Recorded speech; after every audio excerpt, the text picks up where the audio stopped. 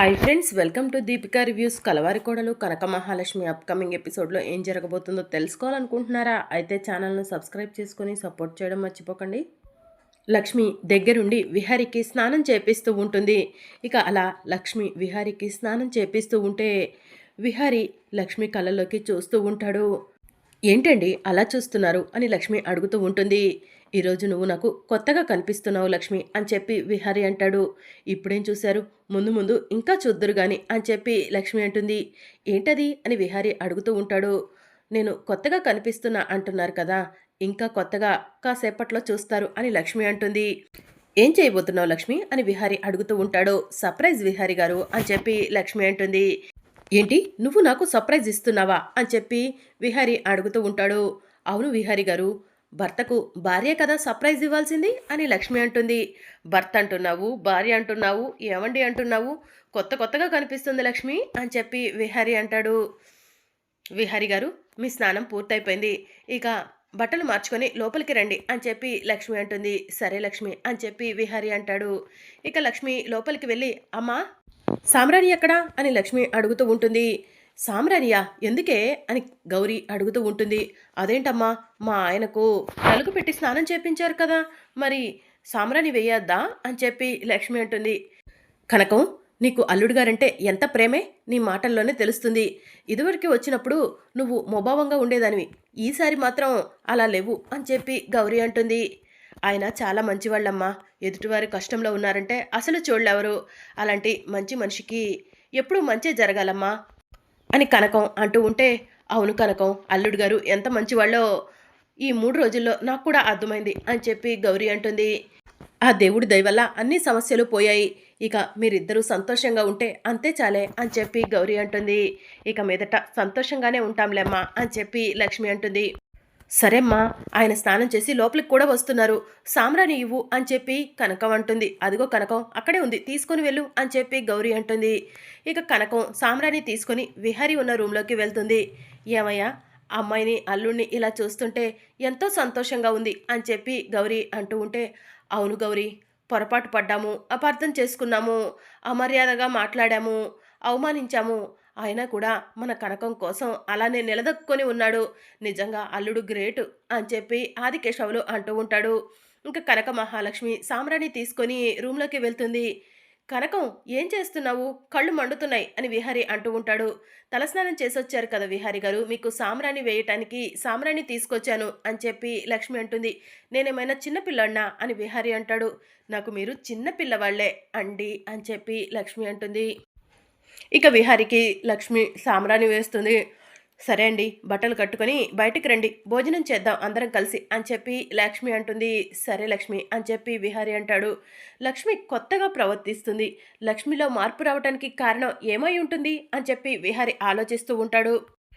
అమ్మ కనకం, అల్లుడు గారికి ఇష్టమైన వంటలన్నీ చేశాను, కడుపు నిండా భోజనం పెడదాం అని చెప్పి గౌరీ అంటుంది. సరే అమ్మా అని చెప్పి లక్ష్మి అంటుంది. అవునే కనకం, అక్కడ నువ్వు పని మనిషిగా ఉన్నావని ఇన్ని రోజులు గొడవలు జరిగాయి కదా, మరి అల్లుడు గారు నువ్వు ఒకే గదిలో ఉండేవాళ్ళ అని చెప్పి గౌరీ అడుగుతూ ఉంటుంది. ఇంకా లక్ష్మి ఆలోచిస్తూ ఉంటుంది. నిజం చెప్పవే అని గౌరీ అడుగుతూ ఉంటే, నేను ఆయన ఒకే గదిలో ఉండేవాళ్ళమమ్మా అని లక్ష్మి అంటుంది. అమ్మయ్య అని చెప్పి గౌరీ అంటుంది. అల్లుడు గారిని త్వరగా భోజనానికి పిలవవే, పాపం 3 రోజుల నుంచి తిండి తిప్పలు లేకుండా ఇంటి బయటే ఉన్నారు మీ నాన్న చేసిన పనికి అని చెప్పి గౌరీ అంటుంది. సరేమ్మా అని చెప్పి కనక మహాలక్ష్మి విహారీ రూమ్ దగ్గరికి వెళ్ళబోతూ ఉండగా పల్లెటూరి వాళ్ళంతా కూడా ఆదికేశవ ఇంటికి వచ్చి, ఆదికేశవ అల్లుడెక్కడా అని చెప్పి అడుగుతూ ఉంటారు. లోపల గదిలో ఉన్నారు అని చెప్పి ఆదికేశవ అంటూ ఉంటాడు. అల్లుడిని పిలువు అని చెప్పి రామచంద్రాపురం రైతులంతా కూడా అంటూ ఉంటే, అమ్మ కనకం, అల్లుడు గారిని పిలుచుకురా, మన ఊరు వాళ్ళు వచ్చారని చెప్పు అని చెప్పి ఆదికేశవ్ అంటాడు. ఇంకా కనకం విహారీ రూమ్ దగ్గరకు వెళ్ళి, ఏమండి, మీకోసం ఊరి వాళ్ళంతా వచ్చారు, మీతో మాట్లాడాలంటున్నారు అని చెప్పి చెప్తూ ఉంటుంది. సరే కనకం, పద వెళ్దాం అని చెప్పి విహారీ కనకం ఇద్దరు కూడా రూమ్లో నుంచి బయటికి వస్తూ ఉంటారు. ఊరి వాళ్ళు విహారీని లక్ష్మిని చూసి, మీ ఇద్దరికి మా ఊరి వాళ్ళ దిష్టే తగిలేలా ఉంది, మీరు మా ఊరి నుంచి సిటీకి వెళ్ళేటప్పుడు దిష్టి తీస్తాము అని చెప్పి పల్లెటూరి వాళ్ళు అంటూ ఉంటారు. అయ్యో పర్వాలేదండి, ఎందుకు ఇలా వచ్చారు సడన్గా అని విహారీ అడుగుతూ ఉంటాడు. బాబు, వీక్రాఫ్ట్ పేరుతో మా అందరికీ ఉపాధి కల్పించావు, మా అందరికీ సొమ్ము అందింది బాబు. మా ఊర్లో అసలైన పండుగ ఈరోజే వచ్చింది బాబు అని చెప్పి ఊరి వాళ్ళంతా విహారీని పొగుడుతూ ఉంటారు. మీరు తయారు చేసిన మెటీరియల్ ఆల్రెడీ ఇంటర్నేషనల్ కంపెనీకి వెళ్ళిపోయిందండి. ఇదే మా కంపెనీ నుంచి మొదటగా వెళ్తున్న సరుకు. మంచి పేరు వస్తే మీకు ఊపిరి పీల్చుకోవడానికి కూడా సమయం లేనంత పని ఇస్తాను అని చెప్పి విహారీ అంటాడు. నువ్వు చల్లగా ఉండాలి బాబు. నువ్వు చేసిన పనితో ఇక్కడ పని దొరక్క సిటీకి వెళ్ళిపోయిన మా ఊరి వాళ్ళంతా కూడా తిరిగి మళ్ళీ ఊరికే వచ్చేశారు. ఇక్కడే చేనేత పనులు చేసుకుంటామని చెప్తున్నారు అని చెప్పి ఊరి వాళ్ళు విహారీకి చెప్తూ ఉంటారు. సంతోషమే కదండి అని చెప్పి విహారీ అంటాడు. అన్నయ్య, మా ఊరి వాళ్ళకు ఇంత సహాయం చేశావు. నీ రుణం ఎప్పటికీ తీర్చుకోలేమన్నయ్య. అందుకే మా నుంచి ఒక చిరు కానుక అని చెప్పి శ్యామల అంటూ ఉంటుంది. ఏంటమ్మా ఇది అని విహారీ అడుగుతూ ఉంటాడు. మా చేతులతో కష్టపడి నేసిన బట్టలన్నయ్య, ఇవి కట్టుకొని వస్తే మిమ్మల్ని చూసి సంతోషపడతాము అని చెప్పి శ్యామల చెప్తూ ఉంటుంది. ఇక విహారీ, సరే ఇలా ఇవ్వమ్మా, నేను లోపలికి వెళ్ళి కట్టుకొని వస్తాను అని చెప్పి విహారీ పట్టుబట్టలు తీసుకొని లోపలికి వెళ్తాడు. డోర్ వేసుకుంటాడు. పట్టుబట్టల్ని ఓపెన్ చేసి చూసేసరికి అందులో పంచ కనిపిస్తుంది.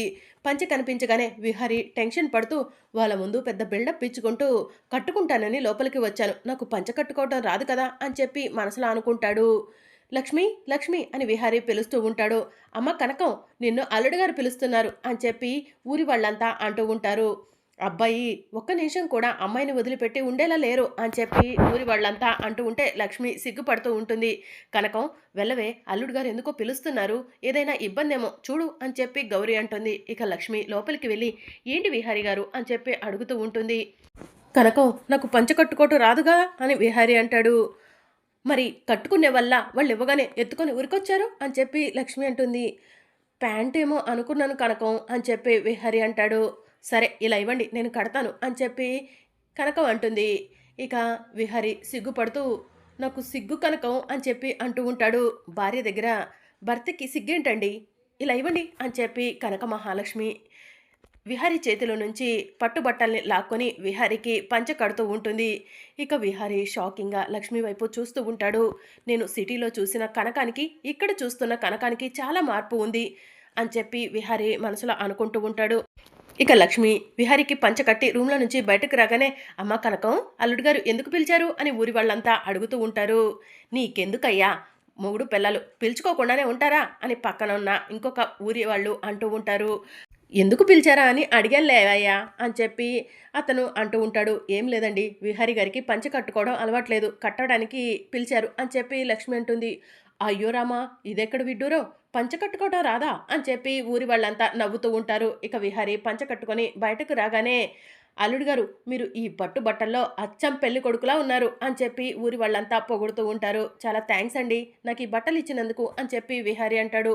నువ్వు మాకు ఉపాధి కల్పించావు, మేము మీకు కృతజ్ఞతతో ఇస్తే థ్యాంక్స్ అంటావంటే బాబు అని చెప్పి పల్లెటూరు వాళ్ళు అంటూ ఉంటారు.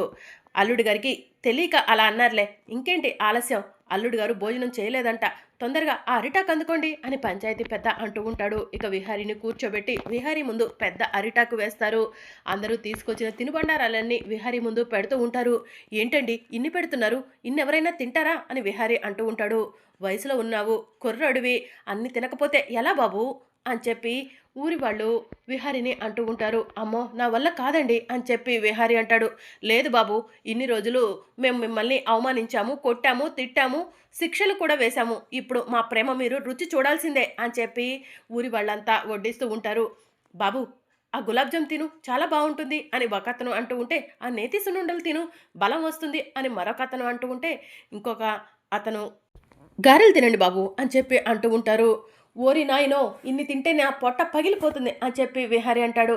ఒరే, మనం అందరం ఉన్నామని అల్లుడు గారు మొహమాట పడుతున్నట్టున్నారు, మనం తెచ్చినవన్నీ వడ్డించేశాం కదా, ఇక పదండి వెళ్దాం, కనకం అల్లుడు గారికి దగ్గరుండి తినిపిస్తుందిలే అని చెప్పి ఊరి వాళ్ళు అంటూ ఉంటారు. అల్లుడు గారు రేపు ఉదయం కలుస్తాము, వెళ్ళొస్తాము అని ఊరి వాళ్ళంతా అక్కడి నుంచి వెళ్ళిపోతారు. ఇక ఆదికేశవులు గౌరీ అలానే చూస్తూ ఉంటారు.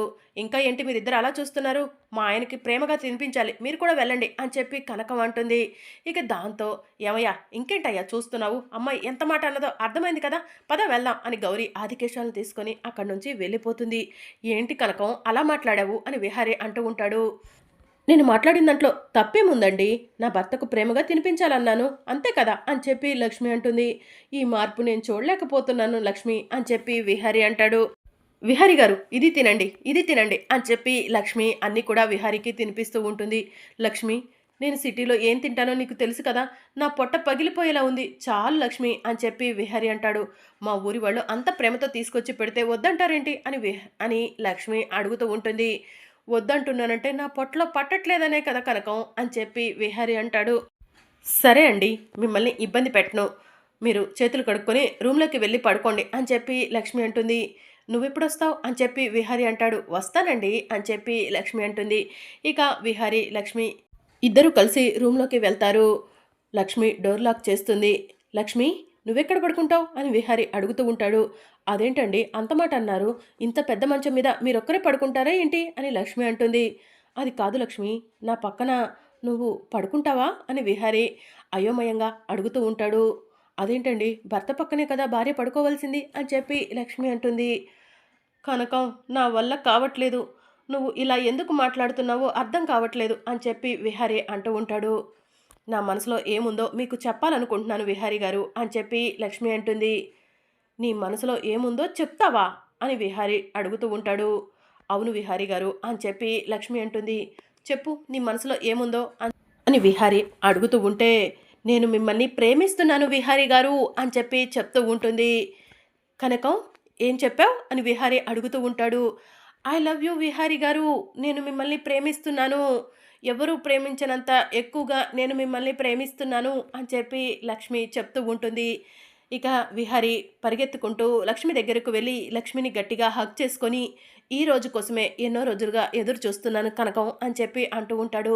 నాకు తెలుసు విహారి గారు, నా నోటి నుంచి ఈ మాట ఎప్పుడు వినాలా అని మీరు ఎదురు చూస్తున్నారని, అందుకే మీ మొహంలో సంతోషం చూడాలని నేను నా మనసులో ఉన్న ప్రేమను మీకు చెప్తున్నాను విహారి గారు. నేను మిమ్మల్ని ప్రేమిస్తున్నాను అని చెప్పి లక్ష్మి అంటుంది. మరి ఇంత ప్రేమను ఇన్ని రోజులు నీ మనసులోనే ఎందుకు దాచుకున్నావు లక్ష్మి అని విహారి అడుగుతూ ఉంటాడు. సహస్రమ్మకు అన్యాయం జరగకూడదనే ఇన్ని రోజులు నా మనసులో ఉన్న ప్రేమను దాచుకున్నాను అని చెప్పి లక్ష్మి అంటుంది. మరి ఇప్పుడు ఎందుకు చెప్పావు అని విహారి అడుగుతూ ఉంటాడు. ఎందుకంటే యమునమ్మ, మీరు సంతోషంగా ఉండాలంటే నా హృదయంలో దాగి ఉన్న ప్రేమను మీకు తెలియజేయమని చెప్పింది, అందుకే అని చెప్పి లక్ష్మి అంటుంది. ఓ, అమ్మ కోసం చెప్పావా అని విహారి అంటూ ఉంటాడు. అవును విహారి గారు అని చెప్పి లక్ష్మి అంటుంది. అసలు అమ్మకు మన ప్రేమ గురించి, మన పెళ్లి గురించి ఎలా తెలిసింది లక్ష్మి అని విహారి అంటూ ఉంటాడు.